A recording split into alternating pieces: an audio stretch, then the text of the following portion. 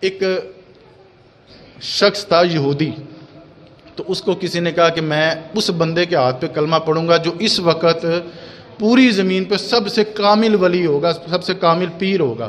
تھا وہ یہودی، حضرت عیسیٰ کے ماننے والا تھا، عیسائی تھا وہ۔ تو رات کو حضرت عیسیٰ علیہ السلام کا دیدار ہوا۔ کہنے لگے کہ اگر تو نے کلمہ پڑھنا ہے نا اس محبوب کریم کا، اس وقت بغداد میں شیخ عبد القادر جیلانی ہے۔ آواز کمزور ہے آپ کی۔ حضرت عیسیٰ فرما رہے ہیں، حضرت عیسیٰ کہ بغداد چلا جا، وہاں پہ آل رسول کا ایک شہزادہ بیٹھا ہوگا نورانی چہرے والا، اس کے ہاتھ پہ جا کے بیعت کر لینا، اس کے ہاتھ پہ جا کے تم کلمہ پڑھ لینا۔ حضور غوث پاک کے ہاتھ پہ وہ کلمہ پڑھا۔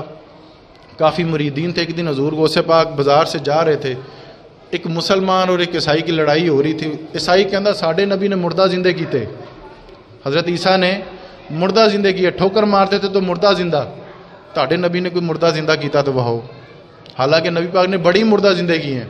وہ بکری کا واقعہ آپ کو ملے گا، وہ ایک دو بچے تھے جس نے اپنے بھائی کے گلے پہ وہ چھری چلا دی تھی، حضور نے وہ چادر ڈال کے چادر اٹھائی تو بچہ زندہ ہو گیا تھا۔ حضور نے بھی بڑے مردہ زندہ کیے ہیں، لیکن اب چونکہ وہ علم ہی اتنا تھا، الجھ پڑا، بحث ہو گئی۔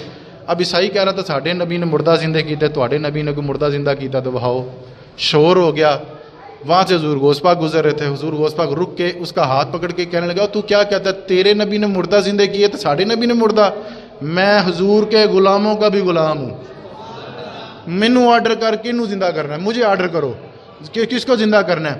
وہ سارا مجمع بھی، عیسائی بھی، حضور غوث پاک بھی ایک پرانی سی قبر پہ چلے گئے۔ ایک پرانا سا قبرستان تھا، قبر تھی، نشان ہی تھا بس، وہ بھی ایسے تھا کہ جیسے ابھی ختم ہو جانا اس نے۔ تو کہنے لگا جی اینو زندہ کرو۔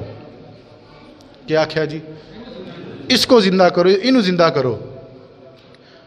تو وہ عیسائی کہنے لگا اگر نہ زندہ ہوا تو، اگر عیسائی کہہ رہا حضور کو اگر نہ زندہ ہوا تو حضور غوث پاک کہنے لگے جو تو کہے، جو تو کہے۔ تو حضور غوث پاک کہنے لگے جے ہو گیا تے، جے زندہ ہو گیا تے۔ تو وہ چپ کر گیا۔ تو حضور غوث پاک کہنے لگا نہ میری خانقاہ پہ جھاڑو دینا، نہ میرے مدرسے کے برتن مانجنا، نہ میرے بچوں کی خدمت کرنا، بس میرے نبی کا کلمہ پڑھ لینا۔ اگر زندہ ہو گیا تو بس میرے نبی کا کلمہ پڑھ لینا۔ وہ قبر پہ لے گیا، جا کر کے کہنے لگا ان زندہ کرو۔ حضور غوث پاک دعا کی، اللہ کے آگے ہاتھ پھیلائے، یا اللہ پاک میرے لیے نہیں، تیرے نبی کے دین کے لیے، میرے لیے نہیں زندہ کرنا، تیرے نبی کے دین کے لیے۔ یہ جن کو رب کو منانا آ جائے نا، یا اللہ پاک میرے لیے نہیں، تیرے نبی کے دین کے لیے زندہ کرنا ہے۔ آپ نے ٹھوکر لگائی، کم باذن اللہ، اٹھ اللہ کے حکم سے۔ ایک مائی کھڑی ہوگی، ایک اماں جی کھڑی ہوگی۔ تو کہنے لگا اماں جی کدوں دے ہو؟ کہنے لگی حضرت نوح علیہ السلام دے دور دیا میں، حضرت نوح علیہ السلام کے دور کی ہوں۔ تو ایک دن حضرت نوح علیہ السلام پوچھنے لگے کہ مائی تو میری بڑی خدمت کرتی ہے، مانگا جی کی مانگنی؟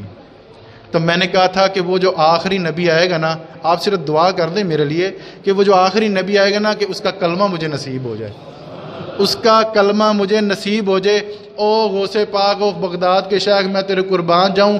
وہ دعا کی تھی حضرت نوح نے، اللہ نے تیرے ذریعے پوری کروائی ہے، اللہ نے تیرے ذریعے قبول کروائی ہے۔ وہ پھر اماں جی نے کلمہ پڑھا، نبی پاک کی امتی ہوئی، پھر ان کا وصال ہوا، پھر ان کو دفنا دیا گیا۔ اب آئیں وہ عیسائی کی طرف۔ عیسائی کہنے لگا حضور مینوں معاف کر دیو، حضور مجھے معاف کر دے قدموں میں۔ ان کا نہ ساڈے قدماں چ نہیں، نہ ساڈے ہاتھ چومنے نے، نہ ساڈے قدمی پہنا ہے، نبی پاک کا کلمہ پڑھنا ہے، نبی پاک کا کلمہ پڑھنا ہے۔ وقت میرا چونکہ ختم ہو گیا، کچھ فضائل خسائل بڑے رہ گئے، انشاءاللہ تعالیٰ اگلے جمعے کریں گے۔ میں جتنی آپ تک باتیں کر سکا، اس میں ایک بڑا لطیف اور بڑا ضروری نقطہ میں سمجھوں گا کہ اپنے بزرگوں کی عزت کرنا سیکھیں۔ یہ جب سے فیس بک پر وہ یہ نعرے لگنے لگے کہ بس وہ اس نعرے کی طرف میں نہیں جاتا، یہ جتنے بھی فتنہ آور جو لوگ ہیں، ہر نبی کی بھی شان انہوں نے کم کی، ہر ولی کی بھی شان انہوں نے کم کی، ہر بندے کی انہوں نے تو ماں تک کی بھی شان کم کر دی کہ ماں بھی شاید کوئی نہیں۔ تو ان لوگوں کو آپ سننا بند کر دیں۔ اور کئی علماء نے تو کہا ان کو سننا بھی حرام ہے، ان کو سننا بھی حرام ہے، جو آپ کو نفرتیں پھیلائیں، جو آپ کو گمراہ کریں ولی کی طرف سے۔ میں کہتا ہوں حضور غوث پاک کو ایسے تو ولی تو نہیں ہے نا، کوئی ایسے بزرگ تو نہیں ہے نا کہ پتہ ہی نہیں کہاں سے آئے، حسنی حسینی سید ہیں، حضرت امام حسین کے آل اولاد میں سے، حضرت امام حسن کے آل اولاد میں سے ہیں، ان کے بارے میں آپ کمزور جملے بولتے ہیں، ان کے بارے میں آپ کمزور عقیدہ رکھتے ہیں. ہمارا کام ہے محبت کرنا، احترام کرنا. اور جتنی بھی آپ کی سیرت کی کتابیں، ہاں اس میں کوئی شک نہیں، بہت سارے واقعات ہیں جو ان کی طرف منسوب کر دیے گئے، جو ایسی من گھڑت باتیں تھیں جو وہ تو حضور نبی علیہ الصلوۃ والسلام کی طرف بھی منسوب کر دی گئی ہیں. تو ان ولیوں کی طرف جو منسوب کرتے ہیں وہ اپنا حشر دیکھ لیں گے، لیکن ہمارا کام ہے ان بزرگوں سے پیار کرنا. حضور غوث پاک سے بول کے بتائیں ذرا، حضور داتا صاحب سے، حضور بابا صاحب سے، حضور معین الدین چشتی سے، بابا خادم حسین رضوی سے.